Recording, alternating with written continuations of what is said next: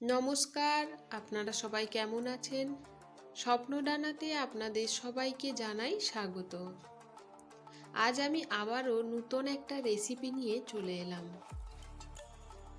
কাঁকরোলের দারুণ একটা snacks recipe. আশা করছি এই সবজিটা অনেকেই হয়তো চেনেন, আবার অনেকেই চেনেন না। এটাকে আমরা কাঁকরোল নামেই চিনি। তো চলুন ভিডিওটা কন্টিনিউ একবার দেখে নিন। রেসিপিটা কেমনভাবে বানালাম সেটা একবার দেখে নিন। দেখুন, প্রথমে আমি 3টে কাঁকরোল নিয়েছি, ভালো করে ধুয়ে নিয়েছিলাম, তারপর এইভাবে গোল গোল করে কেটে নিয়েছি। আর এবার দেখুন, একটা স্পুনের পেছনের অংশ দিয়ে এইভাবে গোল শেপটার ভেতরের অংশটাকে ঘুরিয়ে ঘুরিয়ে তুলে নিচ্ছি। আপনারা চাইলে আপনাদের সুবিধা মতো যে কোনো জিনিস দিয়েই এটা করে নিতে পারেন।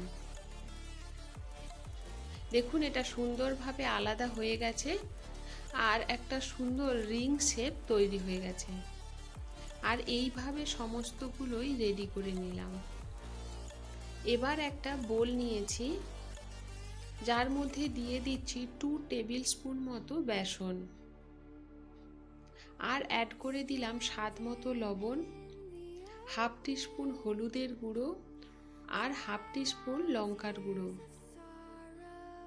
এবার ওটাকে শুকনো অবস্থায় ভালো করে মিশিয়ে নেওয়ার পর অল্প অল্প করে জল দিয়ে সুন্দর একটা ব্যাটার রেডি করে নিচ্ছি।